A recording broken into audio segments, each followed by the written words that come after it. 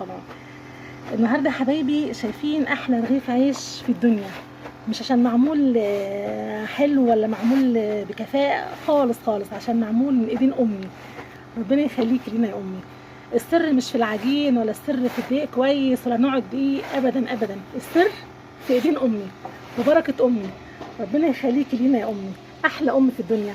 ربنا يبارك في كل ام، وربنا يديها الصحة والعافية، وربنا يرحم كل ام حبيبتي ادت رسالتها وراحت في خير وسلام.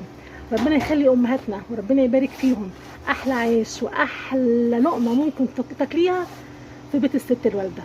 مش هنقول بقى عجلنا ازاي ولا قطعنا العجين ازاي ولا خالص خالص خالص. النهارده بس هنقول ايه؟